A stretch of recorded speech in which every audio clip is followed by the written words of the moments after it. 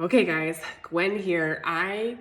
This topic is like one of my favorite topics. I get so excited. I almost didn't want to sit down in my chair to give you this information because I was like, I need to be like up and excited because I love this topic. All right, so today we're gonna talk about how to create habits that stick. I've got like 8 to 10 really great things that I want to give to you today. Of course, this could be expanded on with so much, but these are just tangible ways that if you want to create habits that stick, especially in 2021, but for any year going forward, these are some really great things that I've actually done myself, and I've weeded out the things that don't work. So hopefully this is helpful to you. Let's start with the first one.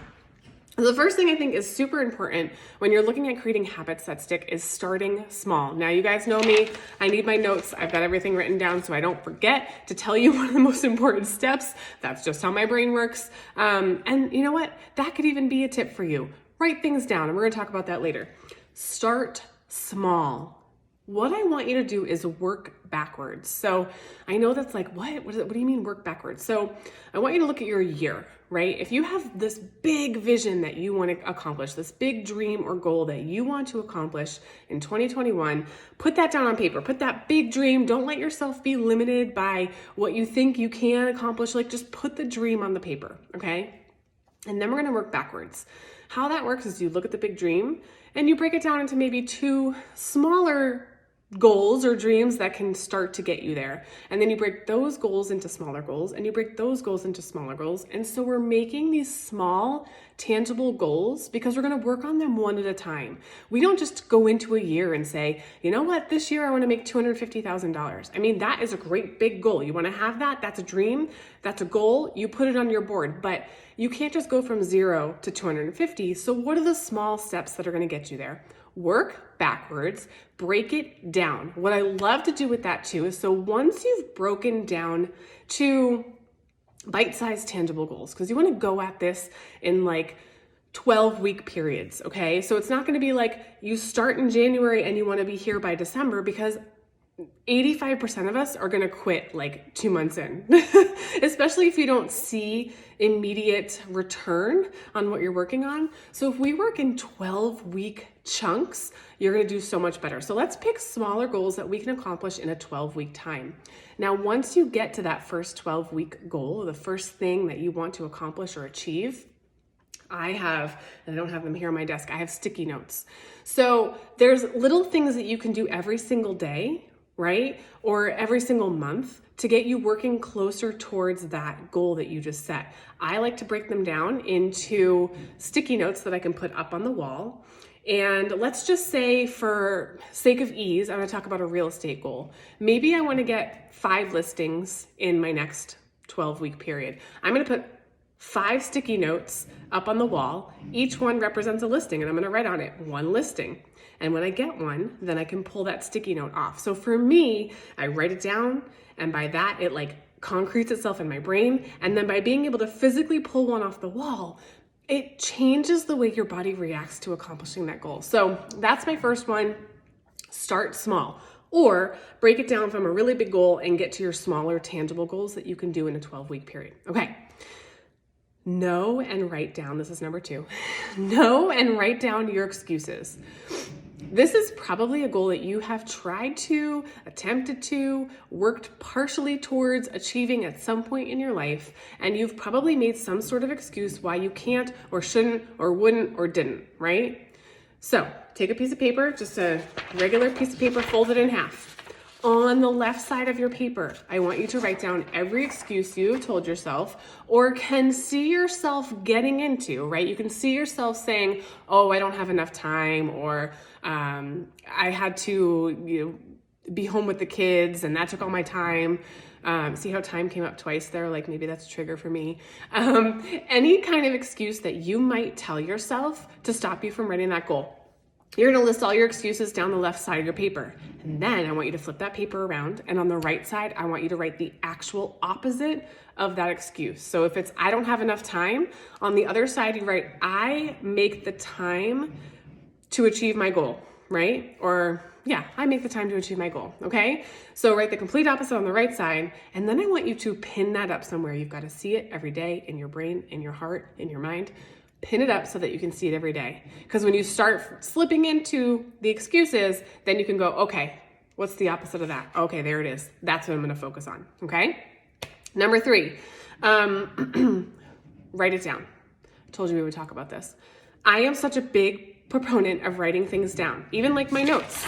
I like to physically write them down with pen and paper because it literally does something in your brain and your body. It like creates new synapses in your brain for you to understand like that you get closer to achieving that goal. When you write it down, it's even more solidified in your body, and then you're more likely to do it, try it, achieve it. Okay? Write it down. Hang that somewhere.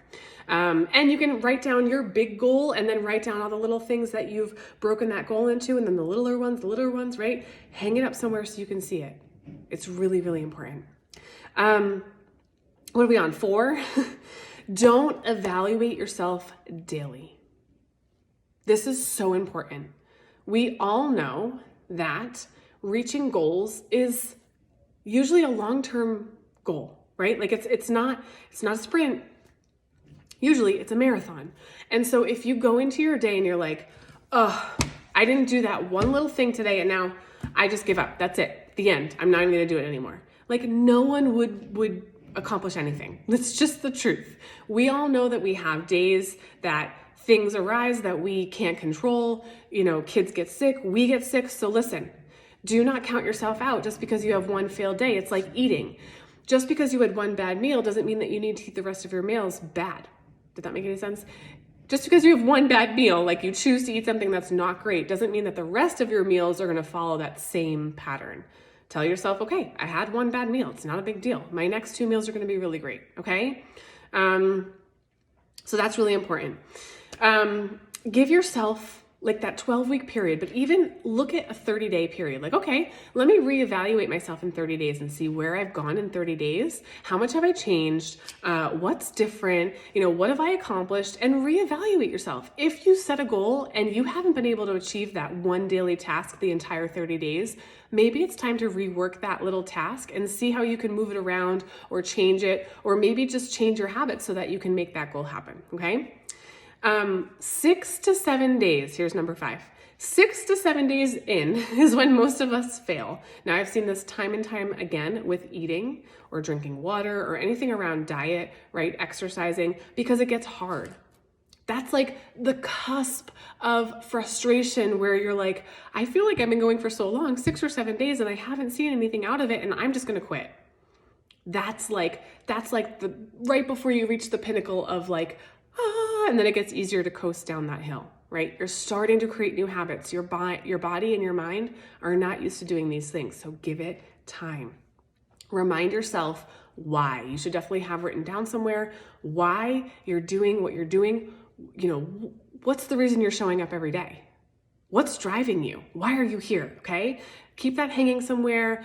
Put it as a screensaver on your phone, something that you're going to see every single day. I like sticky notes on my mirror in my bathroom when I brush my teeth. I read them every single morning. Okay. Number 6, get an accountability buddy. There is nothing better than having somebody to check in with besides yourself every single day. And make sure this accountability buddy is not just going to be like, oh, hey, Gwen, it's okay that you didn't do today. We'll talk tomorrow. Oh, hey, Gwen, it's okay that you didn't do today either. We'll talk tomorrow. Accountability buddy. You both have to be working towards something. You both have to be keeping each other accountable. Sometimes it works if you've got a spouse, but sometimes it doesn't. Sometimes it's hard to have your spouse as your accountability buddy. Am I right? Okay. So find somebody, check in daily, whether it's a text or an email.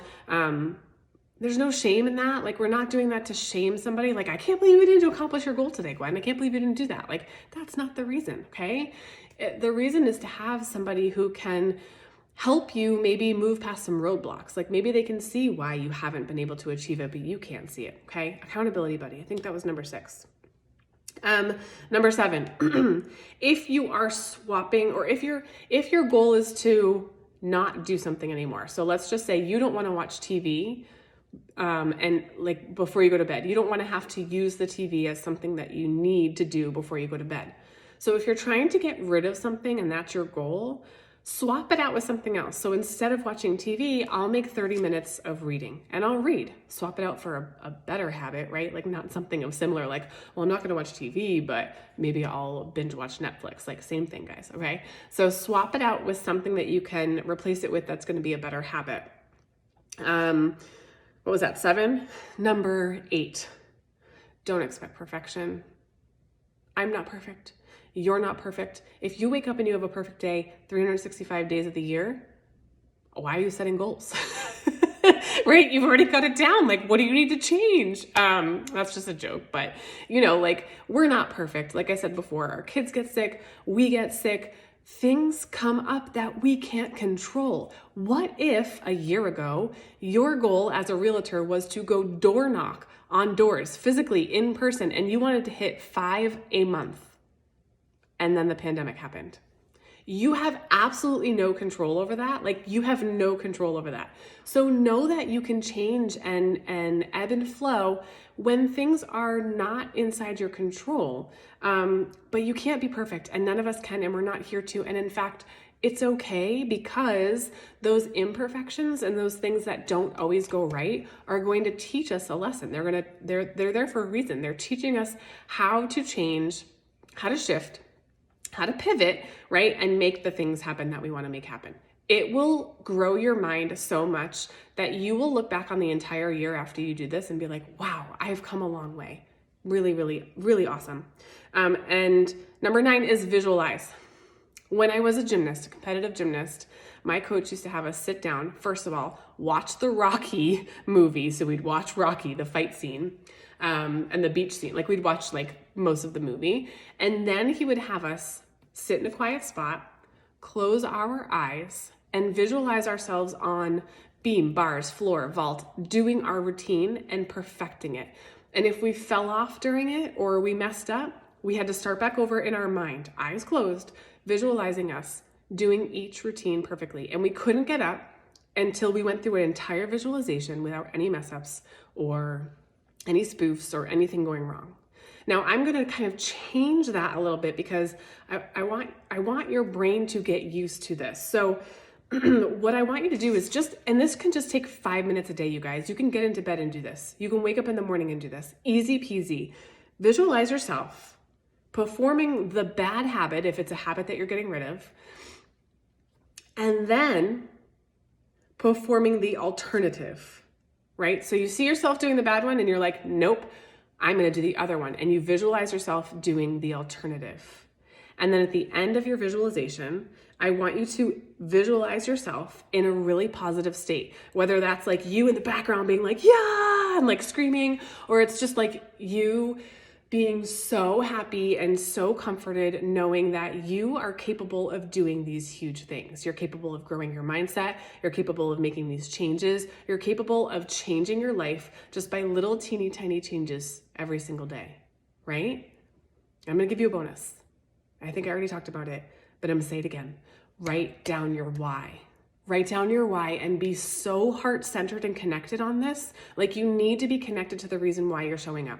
If you're not, you're just not going to be motivated to show up. It's just the reason. If, some people, and everyone's motivated by different things. You might be showing up for a paleo challenge, for a 60-day paleo challenge, and the reward is $10,000. So your why is because you need that $10,000 to pay off your car or pay off a debt because that debt is crippling you. Like that why might be strong enough to get you there, might be strong enough to help you show up every single day. Okay. But for somebody else, that's not going to be their why. Everyone's why is different, but you need to sit down and almost like journal on it. Like what is the reason why I'm here? Why am I showing up? Why am I working on this goal? What is when I accomplish this, and use your language very specifically, not if, when I accomplish this, what is my life going to look like? How is it going to change my life? How is it going to better me? How is it going to better my kids and my family? Like go down that list and just write on it for a few minutes and then put it up somewhere so you can see it every single day. All right, guys, that's how to create habits that stick. I hope that's super helpful for you. Please let me know in the comments if you start any of these, when you do them, how you're feeling. Write your goal. Heck, I want to be your cheerleader. And I don't just mean like standing on the sidelines and being like, yay. I literally want to know like, what's your why? I want to be connected to what you're doing because then I can ask you like, hey, how's it going? How are you feeling? right? I want to be connected to your emotional connection to the reason why you're showing up. So you guys are awesome. I love you so much. Thanks for being here. We'll chat soon.